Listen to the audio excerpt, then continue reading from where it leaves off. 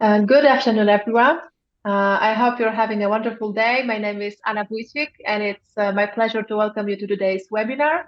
We have an important topic to discuss, the integrity and fairness of the Polish general election. And this event is made possible through the generous support of the Active Citizens National Program. This program is one of the 11 initiatives funded in Poland under the European Economic Area Financial Mechanism and the Norwegian Financial Mechanism, collectively known as the Norwegian and EEA grants, for the period 2014-2021. Now, it is my pleasure to introduce to you our great panelists today. First, Krzysztof Izdebski, who is legal and policy expert, co-leading Open Spending EU Coalition. He's also policy officer at the Stefan Batory Foundation. And Krzysztof is a lawyer specializing in access to public information, reuse of public sector information, and relations between technology and democracies. He is a member of the Wiktor Osiatyńskie Architect Council, and he has been frequently cited as one of the most influential lawyers in Poland. So welcome, Krzysztof. Our second speaker is Paweł Maczewski, who is a sociologist, historian of ideas, and opinion writer.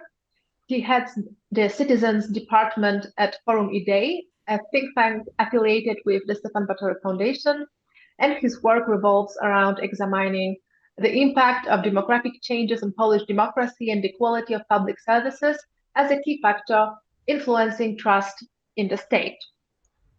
And our third panelist is Paulina Pacuła, who is a journalist at OKO.press, specializing in democracy, international affairs, and the European Union.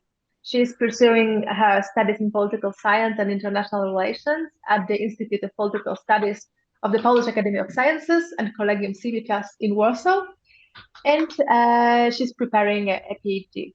And Paulina has been uncovering information around the National Recovery Fund in Poland, and I really recommend to follow her on Twitter and to follow her articles in OKO.press. So welcome today. I think there are more than 25 guests already, so let's start. We'll start by discussing a very recent opinion poll on the Polish elections. Paulina, could you please explain to us the results of the poll? I will only share that OKO.press has been polling for many years with a renowned pollster IPSOS. And the most recent poll says that PiS party is leading at 35%, and that there have been notable shifts in support for various parties. So could you shed more light on this poll? Yes, thank you, Anna. Hello, everyone. Yes, OKO.press have been conducting electoral polls for years, recently with Talk FM. This year, we have run 3 polls in March, June, and September, with the results published yesterday and today of the latest poll. But in this pre-election period, we will have a poll every 2 weeks. The outcome of this most recent poll conducted last weekend, so during the big party conventions, are quite stunning. We see significant moves among opposition voters. Civic Coalition loses around 5% of voters. It's a fall from 31% in June to 26% in September. The far-right Confederation loses a third of votes. It's a fall from 12% in June to 8% in September. And the number of undecided voters more than doubles from 6% to 14%. Only support for the left is stable. The left has been actually recording almost exactly the same result in our polls for the past year and a half, between 8 and 9%. It's maybe not very impressive, but solid and safely above the electoral threshold. The outcomes of the poll are also worrying for the coalition of PSL and Polska 2050, the third way coalition. They only attract 6% of votes, which keeps them at the edge of the threshold, which is 8% for the coalition. And even if we assume a slight underestimation of PSL voters, as they are often underrepresented in research samples, the third way is still balancing on the electoral threshold and may not enter same at all. Only PiS grows from 35% in June till 37% in September. And so this time we have also looked closer into possible outcomes among the undecided voters. We asked them how likely are they to vote or not to vote on certain parties. Regarding PiS, the result was that 27% of undecided voters will more likely vote for them, while for Civic Coalition, the largest opposition party, the result was 49%. So 49% of undecided voters will more likely vote for the opposition than for the governing coalition. So from that, we see that the Civic platform is likely to get twice as much votes in the group of undecided voters than the Law and Justice. We also estimated the core electorate for Law and Justice, which is 30%. So these are those who say they will for sure vote for this party, and the maximum support for Law and Justice, which is 39%. This number includes undecided voters who will likely vote for PiS. The 30% result would be a disaster for Kaczyński's party, as they would not be able to form a government. The 39% is obviously better. And in the most positive scenario for PiS, they would be able to secure an absolute majority to form a government. But this will happen only if the third way do not meet the threshold. So yeah, overall, PiS is quite far from their last election results from 2019, when they received almost 44% of the votes. This is not the case today.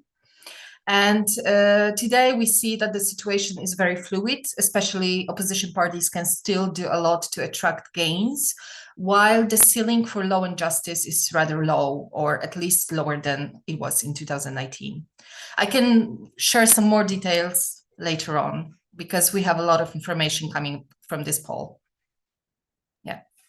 Thank you very much, Paulina. We'll have also dedicated time for questions and answers at the end, so please feel free to submit your questions from the webinar, and we'll try to answer them later. Paweł, could you please explain what changes in the electoral system or electoral process the governing parties could have introduced but didn't? And what are the changes that could potentially have an impact on the playing field in this election? And so the major change that has not been introduced is adjusting the number of mandates in electoral districts according to the changes in the population. The Polish Electoral Commission has the right to petition the Parliament and to introduce those changes and adjust the number of mandates accordingly.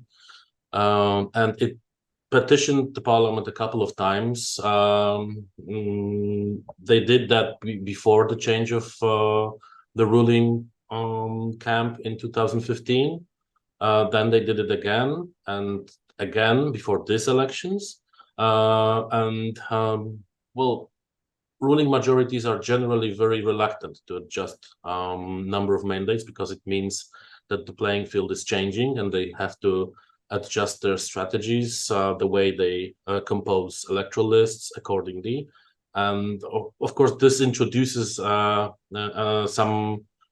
element of unpredictability to the system. So ruling coalitions and ruling camps are very reluctant to do it.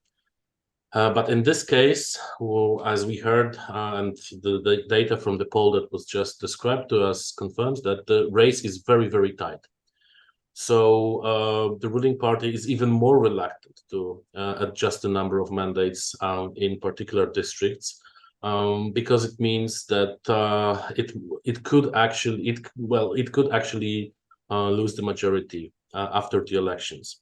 What Electoral Commission petitioned and what they asked the Parliament to do was to add additional mandates in a couple of districts. So in 10 districts, the number should be higher than it is now, because the population in those districts it grew. And in some districts that lost some of their population, the number of mandates available for parties should be lower. But as I said, this correction has not been made, which means that certain districts are disadvantaged in comparison to other districts when it comes to the number of mandates available to the number of residents in those districts. Moreover, and this is a particularly strong disadvantage for the voters in Warsaw, nothing has been done when it comes to voters who are voting in Polish elections but live abroad. So foreign voters are disadvantaged in the sense that their votes are counted, or they're basically summed up with votes from the Warsaw district, but without any additional mandates allocated to Warsaw, which means that approximately 800,000 votes that are cast usually by Poles living abroad in the Polish parliamentary elections are simply added to the votes that are cast in Warsaw, and therefore the power of a single vote in Warsaw is even less strong. And of course, another problem with the population changes in Poland is that people move freely, and electoral code is adjusted very, very rarely, which means that it's very difficult to account for people who, for example, move from their place of birth or from where they studied to another place for work or to set up a family, and they start voting in a different district. But formally, they still belong to the district of their origin, or to the district that they were registered when they, for example, moved for study and registered themselves as citizens or residents of a particular district. So there are three major factors to sum up this story. First of all, there was no correction of the number of mandates in particular districts. Nothing has been done about foreign voters and that the fact that their votes are simply added to the votes in Warsaw. And also no correction has been made to make up basically for population movements within Poland, that the number of voters in districts changes quite quickly, and the number of mandates available in districts does not mirror this changes in populations. Thank you. Paulina, could you perhaps explain to us what actually has been changed? So what changes were made into the electoral code that can privilege the governing coalition in the upcoming election? Yeah. Well, it was around 6 months ago, the ruling coalition decided to introduce quite significant amendments to the Polish electoral code. And despite the fact that, according to the Constitutional Tribunal ruling, such significant amendments should not be implemented in the short period before the upcoming elections, as this undermines trust in the electoral process, the governing party still decided to disregard this and proceeded with some significant amendments to the electoral code. As you said, Anya, the problem is that the majority of those changes could potentially work to the governing coalition's advantage, while changes that have been indicated for years by experts as necessary to truly improve the conditions for wider participation have not been implemented. So the situation put a giant question mark on the intention of the lawmakers, and it looks like what we are dealing with is the instrumentalization of the electoral laws. And so to mention briefly the changes that have been implemented and their potential consequences. Lawmakers decided to increase the number of polling stations, which is in general a good thing, but they decided to do it only in villages and small towns inhabited by at least 200 people. It is strange why only in those places, because over the years we have seen problems with long queues to polling stations also in big cities. In the largest cities, there are polling stations which have assigned tens of thousands of voters. So it is generally a good direction to increase the number of polling stations and ensure easy access for all voters, but it is hard to notice that Law and Justice has increased access to polling stations only in places where they usually get better electoral results, which are smaller towns and villages. The same applies to the idea of arranging transportation to polling stations. This is primarily offered to people with disabilities and those over 60 years of age. But again, only living in rural and urban rural municipalities, meaning small towns and villages. Those people could notify the local authorities about the need for transportation if they live more than 1.5 kilometers away from the nearest bus stop, and they will be driven to the polling station. But again, this is a key demographic electorate for Law and Justice. So again, it poses a question about the intention behind those changes, and it limits the support to people living in certain areas, not to all of them, not to all of the voters, which raises questions about the constitutional principle of equality.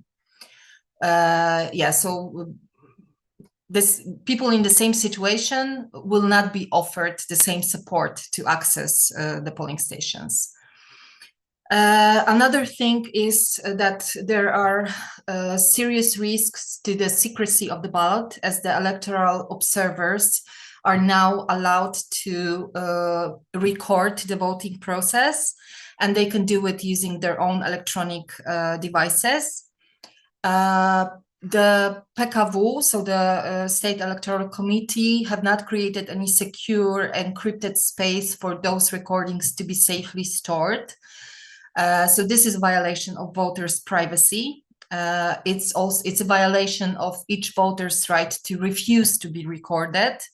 And it may also create situations of some sort of, fuss or conflicts in the polling station during the voting, if some voters oppose to being recorded, and they will enter some sort of arguments with the electoral observers who can record, or we can imagine these things happening. But this may also scare people from voting. So in general, this amendment is really something that is not in line with what the voting process should look like.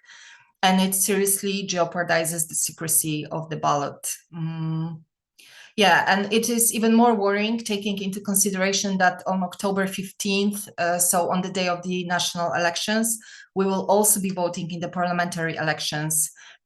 In the referendum, but I will come back to this later. There is one more thing. The electoral code also, the new electoral code also includes the creation of fully electronic central register of voters, which is not public, whereas election registries should be public to prevent abuses. Also, the changes may discriminate against those voting from abroad, as they have no possibility to cast their vote via post. The postal voting has been withdrawn by Law and Justice a few years ago and has not been reintroduced. This may again harm the electoral results of the opposition parties, as it is known that historically parties such as Civic Platform did better abroad than Law and Justice. And that's not all. 5 years ago. Sorry, Paulina, yeah. So maybe let's return it to it afterwards, because one of our panelists will have to leave us in some time. So I will maybe move another question, a question on money to Krzysztof. So could you perhaps explain what is the problem with the abuse of state funds and other resources in this campaign? And what are some specific instances or practices that had raised concerns regarding the fair use of public resources and money? Right. Yeah. Thank you again for inviting me, and hello, everyone. So I think it's not about money, actually. I mean, it's not only about money, of course. I mean, we are witnessing the more or less the similar tendencies that we can observe in other countries, that it's the usage of the ministry buildings, for example, of the cars, or some of the limited public assets in the election campaign. But I think we have to look at the Polish example as something much more serious, because from one hand, yes, we have the usage of the public assets. It's not only, as I said, the usage of the properties, for example, but it's the usage of the big chunk of the budget, like, for example, giving money to certain groups. One of the examples in this regard, which was decided just before the election campaign, was an increase of the what we called before 500 plus. Now it will be 800 plus. So it's a support for every child. And so this is like a super costly, of course, a program that is basically supposed to show the governing party as the one that is able to give the money to the people and share the overall state budget with the citizens. But also they used this opportunity already in July, so just before the start of the official campaign, to organize something that they call the Picnics 800 Plus, promoting promoting the program and the manner that they will transfer the funds to the people. And if you could see how the picnic went, it's just a party gathering. A political campaign meeting is not about promoting the people, saying that like what you should do in terms of like where you should submit the request for this money or something, but it was like how the government is spectacularly doing right things, unlike the opposition, for example. So first of all, the money from the budget itself for different programs, and we'll see it from all over the term. Actually, it's not, again, I think it's very important to understand the abuse of state resources is not only happening in this very formal period of time, which we call the electoral campaign. It's a whole process.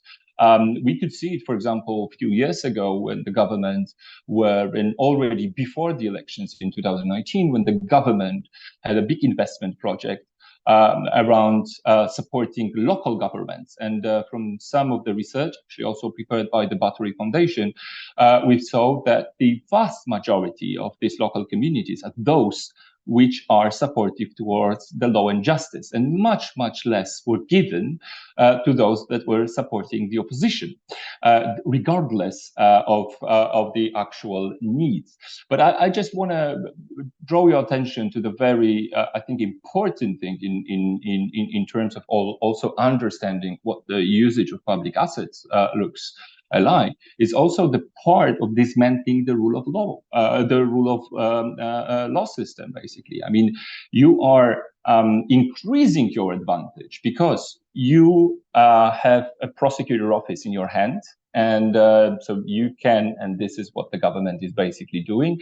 So you can try to kill the cases where the politicians from the governing parties are concerned. On the other hand, you can really show how effective you are in the terms of chasing the oppositional politicians. And this is, for example, the very recent case of the Senator Krzysztof Izdebski, who also was a victim of the Pegasus. So using the special services in tracking the leaders of the oppositions is also one part of, or another part of using the public access. So the prosecutor office, but also the constitutional tribunal. I mean, the whole narrative, for example, around the European Union, which is like being poured from the public media. I would just get back to the public media as well. But this is something which is like supported by the actual decision of the so-called, or a former, as we could see it, constitutional tribunal, which also takes a part in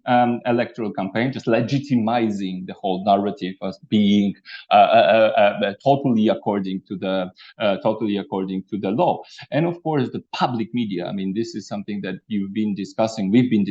I think that everyone knows about it, but just it's very important to underline that the role of the public media, which also haven't started, or the problem hasn't started during this election campaign, but it is a process that is consistently organized from many years. And one of the latest data, actually, that might be quite interesting. One of the latest data shows that during this year, in the second quarter of this year, 80% 80% of the time for politicians was devoted to the representatives of the governing party.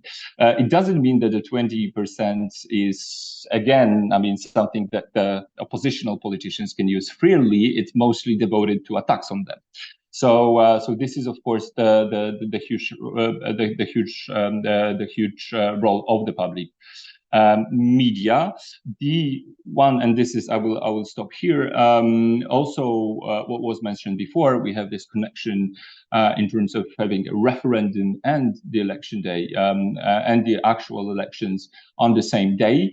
And us in the electoral code, the usage of the funds in general, or the finances of the political campaign, are more or less regulated, not ideally, but it's not something that is very much different from other countries. But we have absolutely no rules regarding the referendum. So in effect, you can organize the campaign on referendum without any effective control. And this is also what we see, that not only the Law and Justice Party is doing, but also a set of state-owned companies who just registered are the actors in the referendum campaign, and they will use their resources, or our resources, I would say, as citizens, for pouring the propaganda and government narratives. And of course, the referendum is only an excuse to mobilize electorates to go and vote for the law and justice. So as you can see, I mean, this is not only about money, this is about how the state, which is attacking the rule of law, is preparing for having the non-regulated or non-controlled usage of the public assets to give themselves a bit more chances during the actual elections.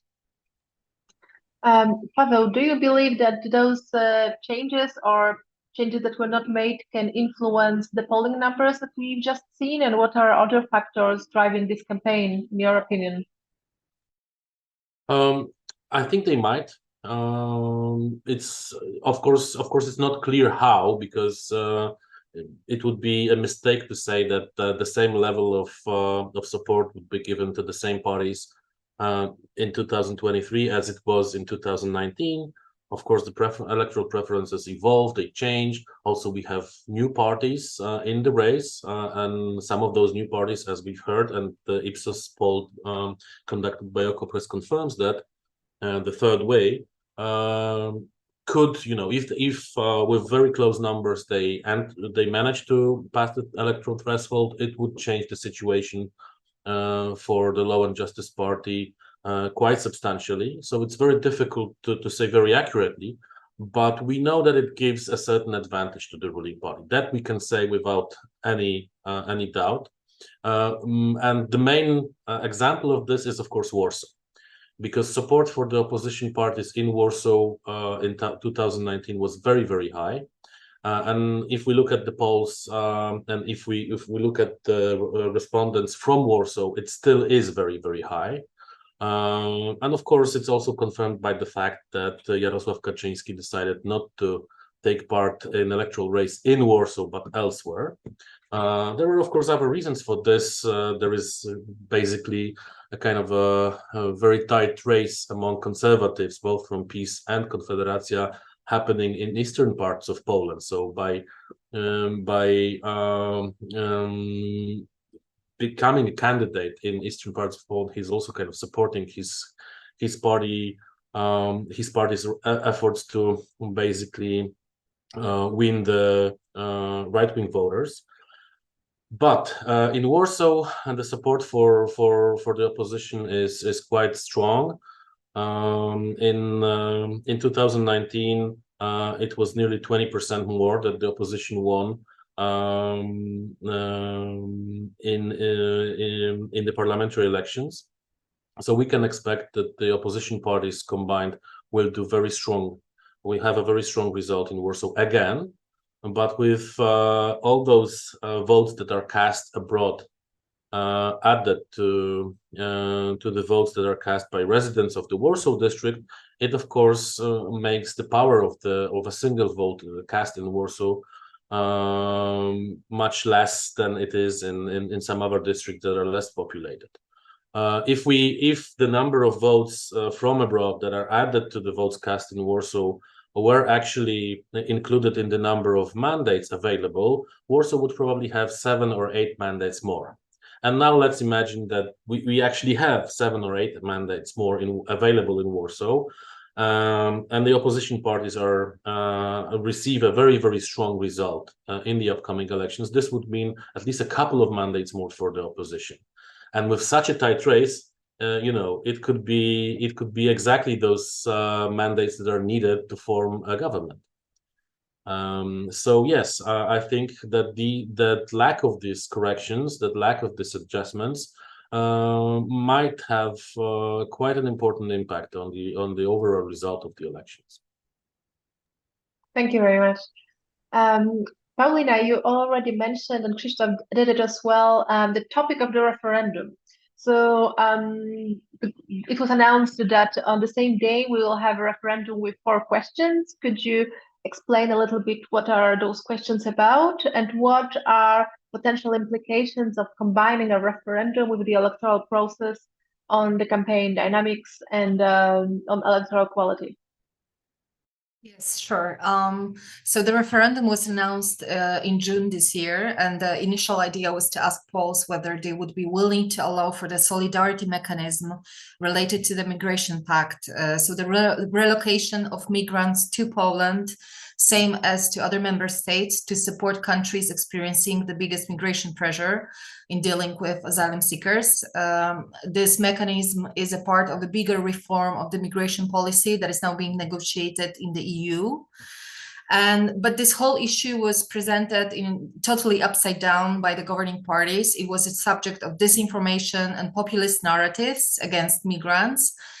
That's why the referendum was proposed. The governing party just wanted to make the impression that they are asking an important question to the nation so that everybody can share their opinion and we can make this decision democratically. But with time, the idea for the referendum evolved, and simply to fit more issues that could support Law and Justice electoral campaign.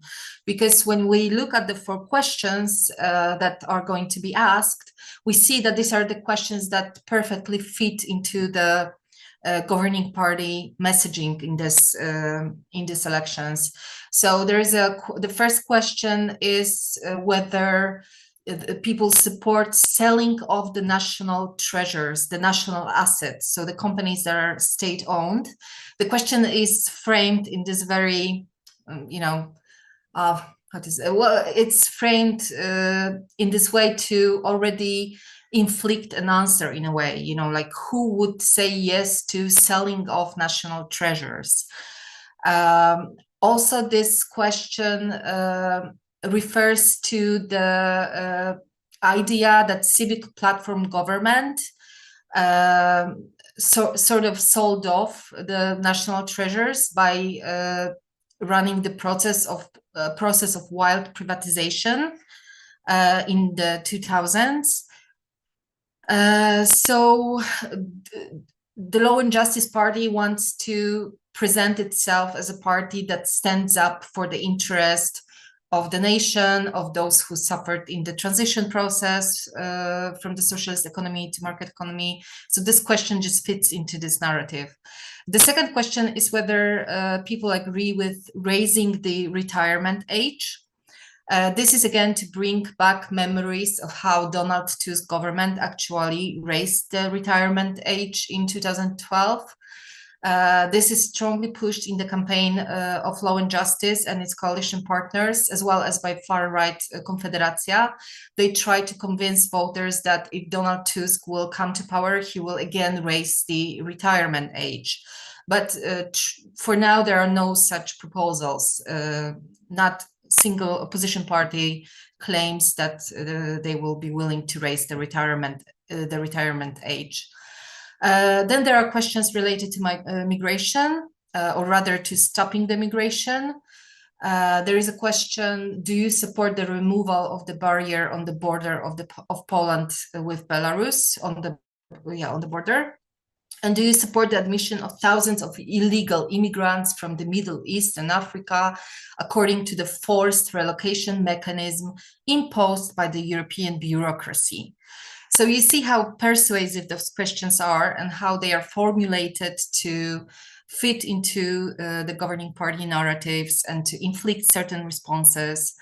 It's also important to mention that all of those questions were announced in videos, in sort of election spots, and all of them were accompanied with a graphic image of the referendum ballot with each question and with 2 boxes, yes or no, with no marked as a chosen answer. So, you know, to make sure that voters knows how to vote in the referendum.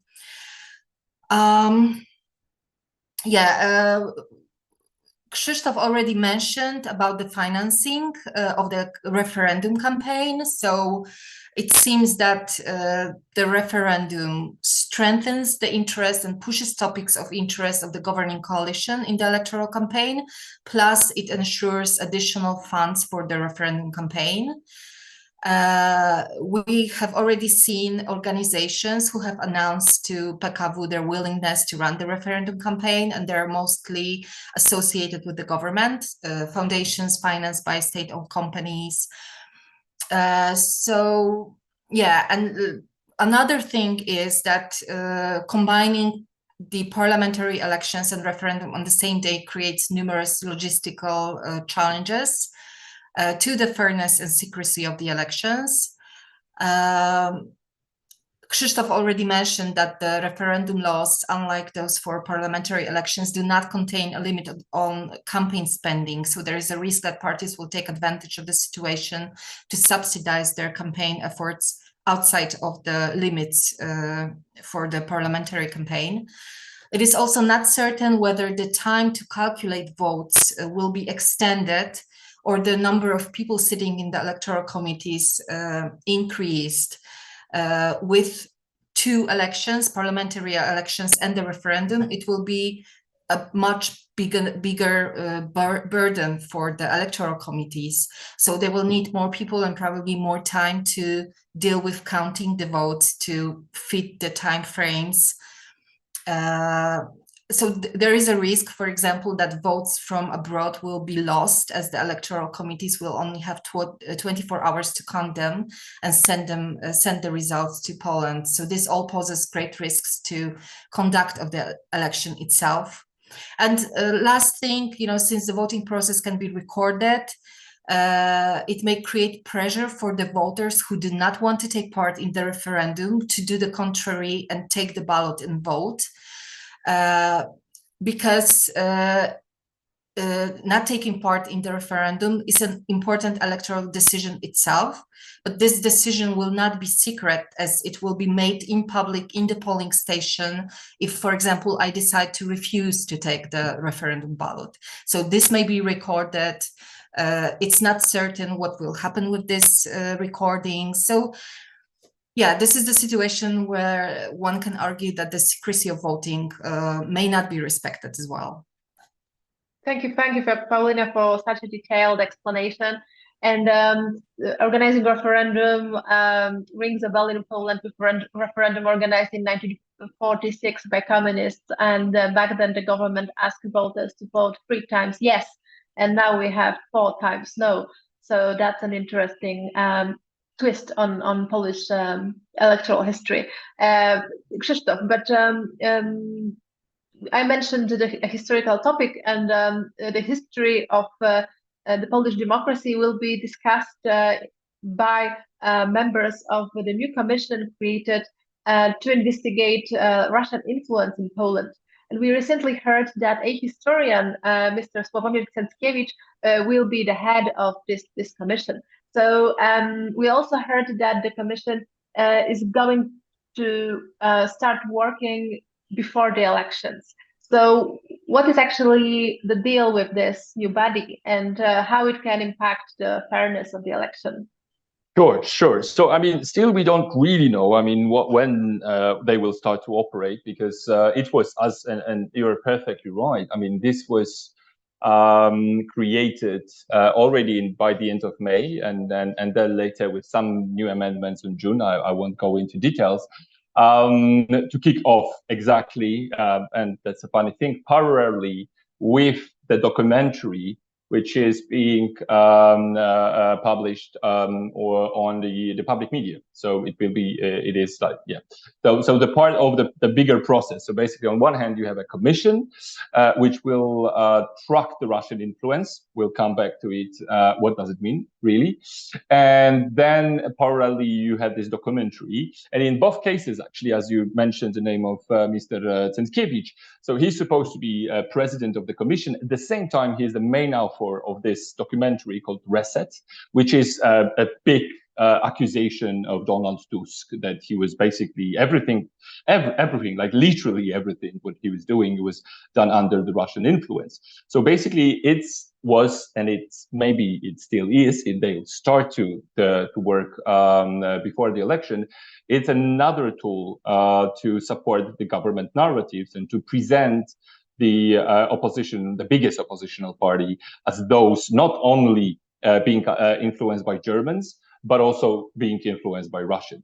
From the legal point of view, I mean, it's a mess. I mean, my little lawyer's heart is bleeding when I'm reading the act. It's something between the prosecutor office, a court, and media in the same way. And of course, it's also connected with the government, because there's a chancellery of the prime minister. This is the body that basically supports or facilitates the work of this commission. And this is purely for the political spectacle, because everyone, I mean, you can like adjust the definition of, because that's a quote now, it's conducting activities under the Russian influence. I mean, it could be done because you, I don't know, like you saw a Russian TV show and then you did some decision that could be interpreted that you were influenced by this. It doesn't have like any direct connection, right? So it's not espionage. It's not something that we can really well define. So eventually this is just to show and nothing more, just to show that Donald Tusk was under the Russian influence. And it's also not fair in this regard, and that's why I mentioned the two roles of Mr. Izdebski here, that according to the documentary, which is going on from July, and I think the original plan was really to do it parallelly. He knows that Donald Tusk is, of course, under the Russian influence. I mean, his assumptions are really like open. There with, I have to say, very modest evidence in the same time, but it doesn't really matter. I mean, we live in the times of the post-politics and post-truth, so it's basically another tool to mobilize or demobilize some of the electorate. But it seemed that it doesn't really resonate well among the electorate of the law and justice, and that's why the works of the commission just slowed down. And maybe the referendum that was widely mentioned by Paulina is something which is more attractive in terms of getting the attention of the electorate, because my feeling is that we are all quite exhausted talking about Russian influence all the time, especially the law and justice when they hack the country. They hacked the state, including the prosecutor office, and special services. They had all of the tools to prove, if they think that it was right, to prove that Donald Tusk was acting on behalf of the Kremlin. It's just a show, but yet, because it is connected with the public media, it is connected with using the public assets, because like commission will not work for free. With this idea of pouring much more narrative, pro-governmental narrative into the public sphere. Thank you, Krzysztof. Okay, we have some questions. So maybe I will start with a follow-up question for Paulina from Mike Smelter. Will the results of the referendum hold any legally binding impacts? The questions are not specific at all, not specifying particular changes or proposed legislative changes. Yes, well, the referendum will be valid if it gathers at least 50%, above 50% of people that are allowed to vote that if they vote in the referendum, then the referendum is valid. When it comes to the question, well, that's what the governing party claims, is that they are asking these questions to sort of tie the next government with the result of the referendum. But to be honest, I'm not exactly sure. Maybe Krzysztof can help me. What is the legal result of this? So can the next government do, raise retirement age if the result of the referendum is that people don't want the retirement age to be raised? This is something I'm not sure, really. Yeah, no, I can just very briefly. Yeah, I mean, it's not really. I mean, the first thing is actually the first referendum since of joining the European Union. We haven't really exercised a lot of referendums. So also from the legal point of view, there are a lot of questions that were never exercised in practice. But technically speaking, yes, I mean, even the next government, the following government, would be obliged to do something. But in terms of the question, that what you were saying, the questions are pretty, I mean, broad in the sense, and they can be interpreted in many ways. And usually you have, for example, you're giving the concrete legal act, right? Like we had the one in '97 in with the Constitution. It's like, you support this Constitution or not? We know what to do.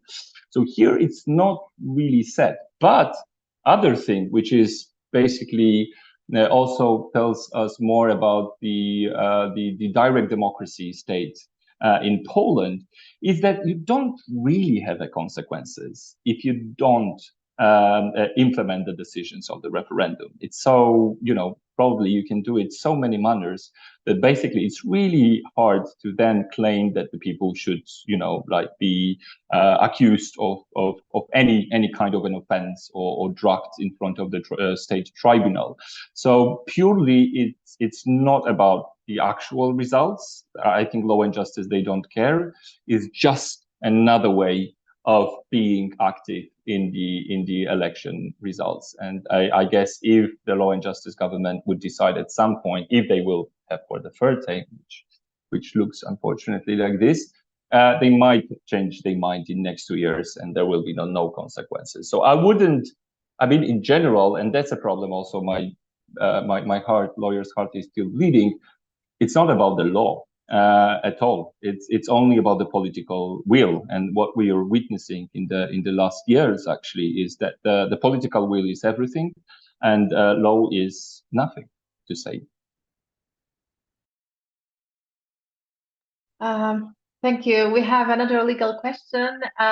It's a question from a judge from the Netherlands, Lydia Heiveling van Beck. And this is a question about the availability of any legal remedies in Poland, and obviously the Constitutional Tribunal has been taken over.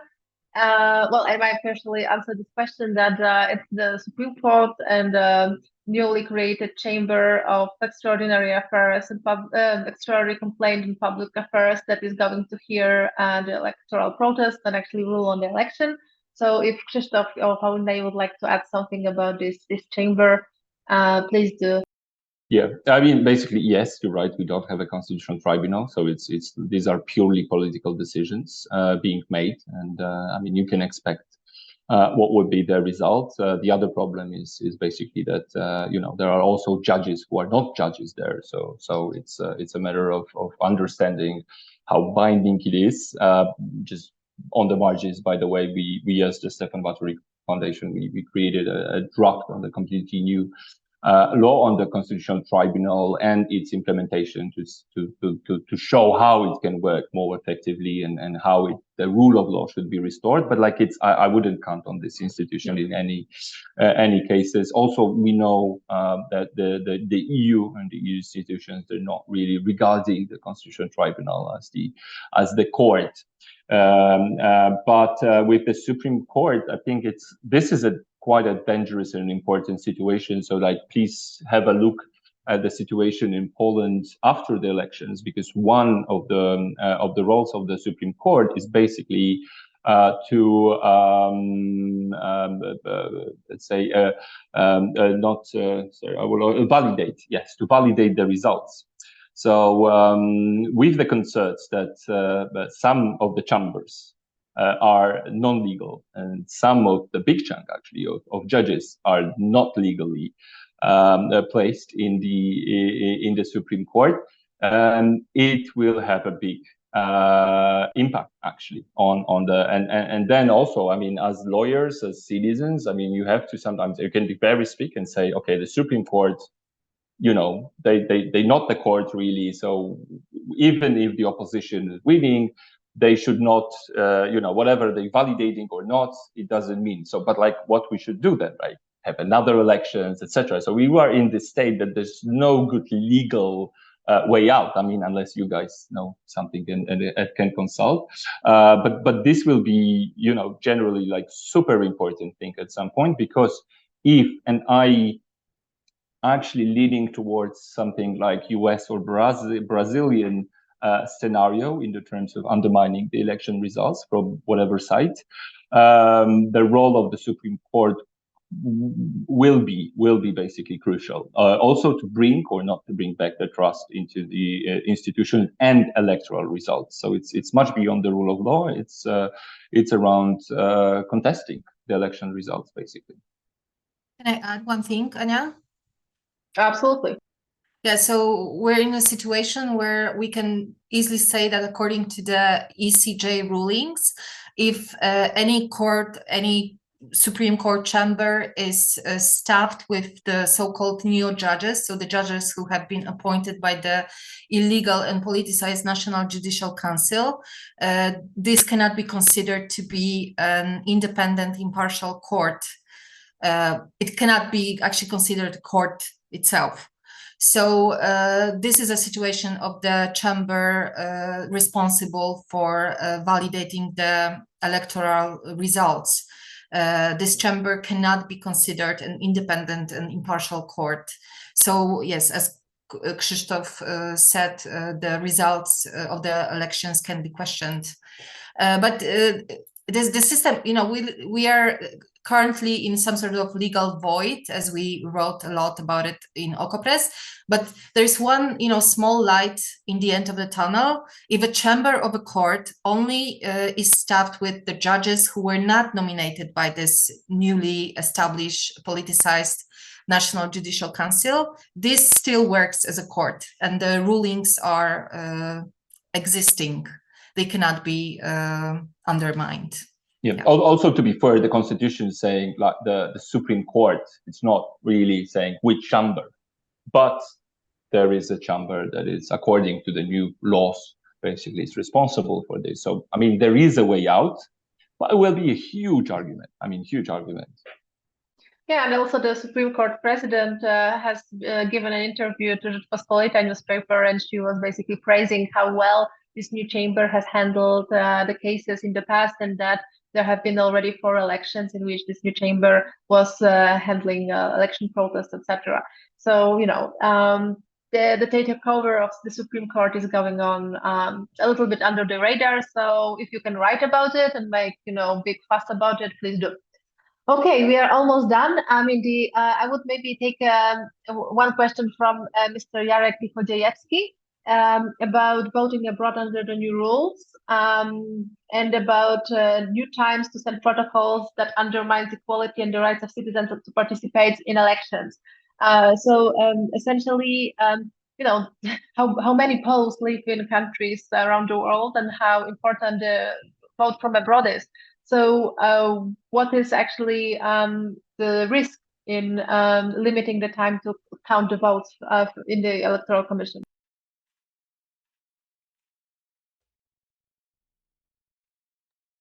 This is a question to us. I thought. Yes. I think I mentioned this, that there are 24 hours for the electoral committees abroad to count and send the electoral results to the country. This is clearly, well, it's probably not enough.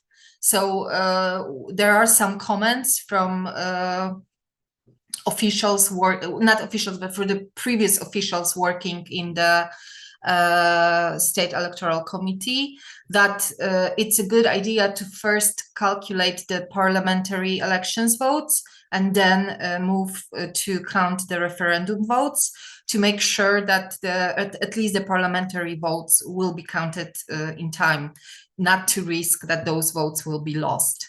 But I think we are all expecting or hoping for some clear guidelines from the State Electoral Committee on how to deal with this situation.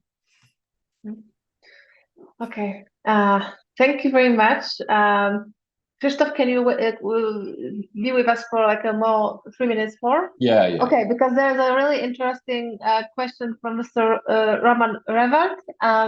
What is the role of Polish NGOs to effectively counter election abuses? Yes. So basically, I mean, they're very active. There are a lot of NGOs, and also, I mean, there's some sort of an attempt to coordinate it to be, as in the previous elections, actually, to become electoral observers, and not only during the election day, because as you could understand from our discussion, it's not a problem of an election day. We have a lot of examples of buying votes in the very traditional sense. The problem is everything around. So there are also NGOs which are monitoring this abuse of power or abuse of resources in terms of its usage during the election campaign. There is a quite good cooperation with the OSCE mission. We have also the limited OSCE mission to observe the elections, and I just had a meeting with them yesterday. I know this week they are meeting with other NGOs trying to understand. And the good thing, and this is also the question of the impact, right? So the good thing is that basically during this limited mission, they also take into consideration the whole process, including the electoral campaign, not only the day. So it will be there. But of course, there is some kind of I would say the expected disappointment in what could be done by the courts, because again, there are the possibilities to protest against the results and against the process, but they will be handled by the Supreme Court, which is first of all and not super legally situated, as we said, and to put it mildly. And the other thing is around their capacity. And this is also something which draws just my attention to the National Electoral Commission, which also a lot of people there, I have to admit, I mean, are really hardworking, and they would like to see the change. And they are like good controllers of the political finances. I mean, in the field, they could do it. So like with the referendum, they completely lost because there are no rules. But there's not enough capacity with them. There's only few people working on the thousands of documents on financial reporting, for example. So the role of NGOs is super important, yes. And they're doing the job well. There will be thousands of observers this year, but also we need to increase the capacity of other institutions, even though they are not highly independent, but still trying to do at least some work. Thank you. My impression is that there is still some hope for preserving the election fairness, or at least for explaining why the election wasn't perfect. So I encourage you to follow our activities. We'll be preparing also a series of very insightful analyses regarding the principle of election fairness and integrity. Thank you very much, dear panelists, and thank you very much everyone in the audience. This webinar was recorded, and the recording will be available soon on our YouTube channel. So please check out our social media and YouTube of the Osiatyńskie archive, and see you very soon.